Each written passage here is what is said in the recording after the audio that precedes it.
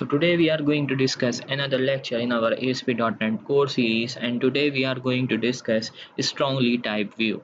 So previously we have discussed how we can pass the data from controller to a view, and we have discussed different techniques like view back, view data and temp data. But today we are going to discuss what is the use of strongly typed view and how we can implement strongly typed view in ASP.NET Core MVC.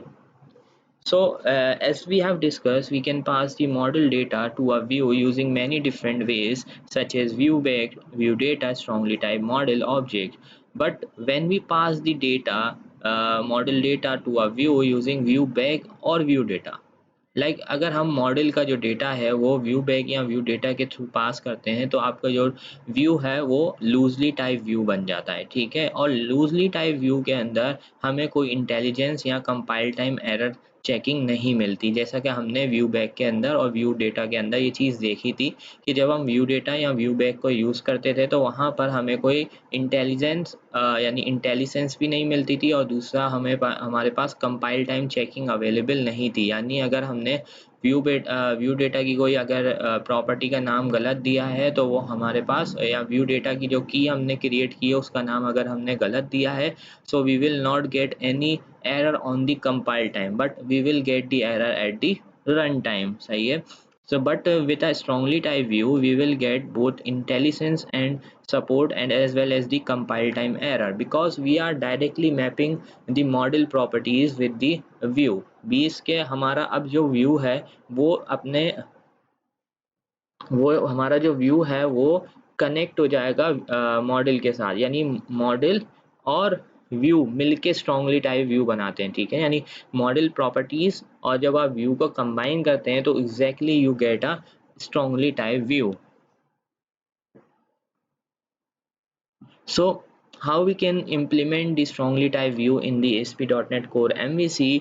So in order to create a strongly typed view, हमें action method से क्या करना पड़ता है। Action method जो हम controller में बनाते हैं, हमें मॉडल ऑब्जेक्ट को एज अ पैरामीटर पास करना होता है व्यू को, ठीक है। और ये जो कंट्रोलर बेस क्लास है वो आपको दो ओवरलोडेड वर्जन प्रोवाइड करती है व्यू एक्सटेंशन मेथड के, जो आपके पास यहाँ पर हमने लिखे हुए हैं। यानी हम व्यू का नेम भी पास कर सकते हैं, या फिर व्यू का नेम पास करके मॉडल ऑब्जेक्ट पास कर सकते हैं, या फिर हम डायरेक्टली ऑब्जेक्ट मॉडल भी पास कर सकते हैं। यानी जो हमने मॉडल से डेटा लिया है वो एज एन ऑब्जेक्ट व्यू को पास कर देंगे, और उसके बाद फिर हम क्या करेंगे, इस डेटा को अपने व्यू के ऊपर यूज करेंगे। Okay, so this is the same project that we are working, ठीक है। मकसद जिस प्रोजेक्ट के ऊपर हम अभी तक काम करते आए। So let's say I am going to create a controller here, and let's name this controller as the employee controller, and we have already created a employee class. As you know, we have an employee class and we have assigned some properties there, and we will be using these properties to provide details of the employee and then pass this employee model data to the view। सो यहाँ पर हम employ की class में आते हैं। So you will see कि हमारे पास यहाँ पे एक मॉडल क्लास बनी हुई है जिसके अंदर हमने एम्प्लॉय की आईडी, नेम, सिटी और जो है वो जेंडर की इंफॉर्मेशन यहाँ पर हमने अपने पास स्टोर करवाई हुई है। So now let's say we have a method, employee method, that is, let's say, details। So we want to share the details of the employee by using the model data। so हम model को जो है वो क्या करेंगे, model को values provide करेंगे, और फिर वो मॉडल की वैल्यूज जो है वो हम कहाँ पर यूज करना चाहते हैं, वो हम यूज करना चाहते हैं अपने व्यू के ऊपर। तो first of all what I have to do, मैं यहाँ पर आऊँगा और मैं नेम स्पेस को यूज़ करूँगा employee test app dot models, ठीक है। सो हम यहाँ पे मॉडल्स को यूज़ कर रहे हैं। सो आफ्टर डेट यहाँ पर आके what I have to do, I have to create employee class object, ठीक है, emp equals to new employee, and let's add a details of employee, ठीक है। सो हमारे पास employee id है, so let's employee id comma, then we have employee name, control space, then we have name, pass the name details, Asad, then we have the city, So city equals to Hyderabad, comma gender equals to male. So let's से हमने यहाँ पर क्या किया है, हमने यहाँ पे सिंपली एक जो हमारी मॉडल क्लास है यानी एम्प्लॉय की क्लास है उसका एक ऑब्जेक्ट क्रिएट किया है, उसको वैल्यूज पास की हैं और अब ये ऑब्जेक्ट जो है वो हम डायरेक्टली पास कर देंगे व्यू को। अब इससे पहले हम क्या कर रहे थे कि हम डायरेक्टली जो है वो डेटा पास नहीं कर रहे थे व्यू को, जबकि हम क्या करते थे यहाँ पे या तो व्यू बैक को यूज़ करते थे, जैसे व्यू बैक करके हमने बोला emp1 equals to mp emp। तो अब जो है वो हम ये काम नहीं कर रहे, यानी पहले जो है वो हम अपने व्यूज़ को क्या बना रहे थे, लूजली टाइप व्यू बना रहे थे। तो जो लूजली टाइप व्यू होते हैं उसके अंदर हम इस तरह से डेटा पास करते हैं, और जब हम स्ट्रांगली टाइप व्यूज को यूज कर रहे हैं, so we are passing this object directly into the view. ठीक है, सो नाउ लेट्स से मैं यहाँ पर एक और काम करना चाहता हूँ, I want to pass the view bag dot title of the title of the project, let's say employee details, and let's say I want to use another property viewback dot header, and let's name this header as employee details, or let's say name this employee details page. So now after creating this action method, so now we will create a view. So let's add a view or add this view. So now after adding this view, what we have to do,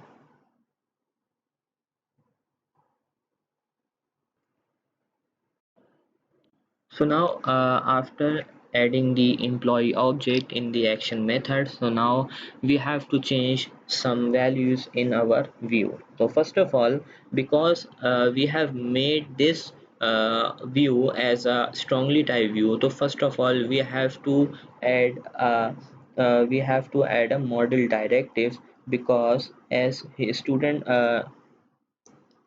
so because we have made this a strongly type view, so first of all we have to use the model directive and add the model that we are going to use in this view. So let's add the namespace, that is employee test app dot models dot employee. So what we are going here, what we are doing here, we are telling this view we are using this model and we have passed the model object to this view.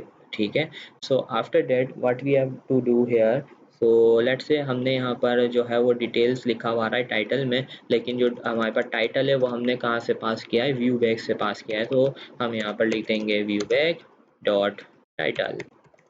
So then after adding this model directive और layouts को अभी मैं यहाँ पर null कर देता हूँ, हटा देता हूँ, क्योंकि layouts हमने यूज़ नहीं किए हैं यहाँ पर।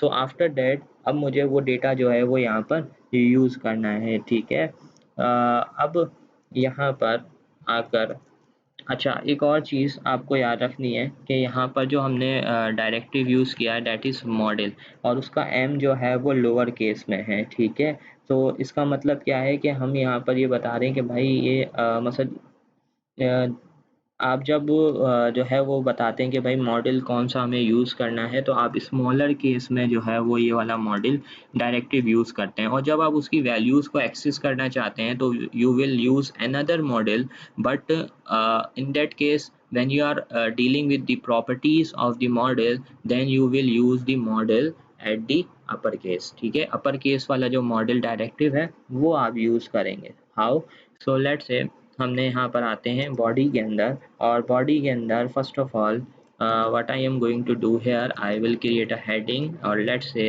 I want to display the message that I have in the header।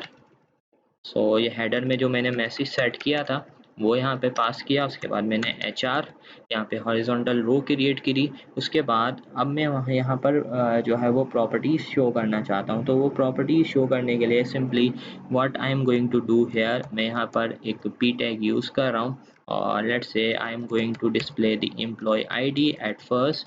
So now I will use the model and I will say dot और now you can see we are getting the intelligence, ठीक है, यानी हमें यहाँ पे intelligence मिल रही है। और यहाँ पर आप देख रहे हो कि अगर मैं गलत वैल्यू भी दूंगा, जैसे कि मैंने एम्प्लॉय आईडी के बाद 1 लिख दिया, so now I will get an compile time error also, ठीक है। तो आप देख सकते हो कंपाइल टाइम एरर भी आ रहा है। सो नाउ यू कैन सी कि हमारे पास यहाँ पर जो है वो इंटेलिजेंस भी आ रही है और हमारे पास यहाँ पे कंपाइल टाइम चेकिंग भी मिल रही है। सो इसी तरह से मैं यहाँ पर इसको कॉपी करता हूँ। Let's copy this, add this again and again, and now here I want to show the employee name, so let's say employee name, or here I'm going to use the property that will display the name, uh, name property, and here I'm going to display the gender, so employee, let's say gender, and here I'm going to display the city of the employee, so let's say here I want to use the city।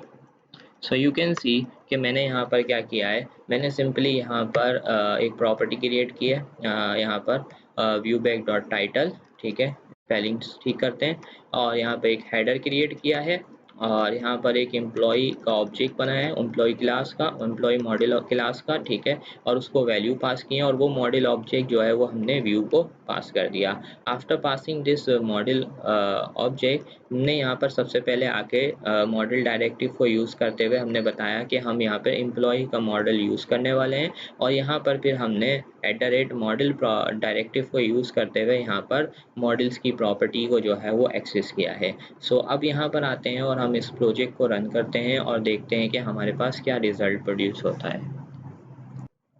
So now I will say employee, I have controller name as employee, and I have used a method details। So now you can सी कि यहाँ पर हमारे पास employ की details आ रही हैं। वो employ की details क्यों आ रही हैं, तो यहाँ पर मैंने क्या किया हुआ है, क्योंकि मैंने आपको याद होगा जब हमने लेआउट्स बनाना सीखी थी, तो लेआउट्स के अंदर जो है वो हमने लेआउट बनाई थी, इस वजह से इस पोर्शन के अंदर जो है ना वो आपको डेटा डिस्प्ले हो रहा है। लेट से मैं यहाँ पर ही दिखाना चाहता हूँ, तो मैं यहाँ पर आता हूँ और एक प्रॉपर्टी हमारे पास ऐड हुई हुई थी जो कि हमने यहाँ से हटा दी थी, that was layout. So let's say I'm going to say layout equals to null, okay। So now when I run this I will get the desired result, although I was getting the desired result but it was in the layout, so I want to show you without the layout। तो यहाँ पर मैं employee run करता हूँ, employee controller का name है, then we have the method details।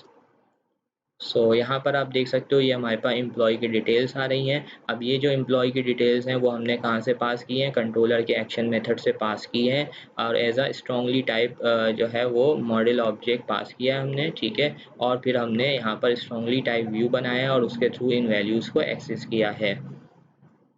So this is how you can use the strongly type view in the ASP.NET Core MVC।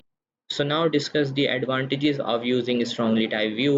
We will be getting the following advantages when we are using the strongly type view। It will provide compile time checking, ठीक है।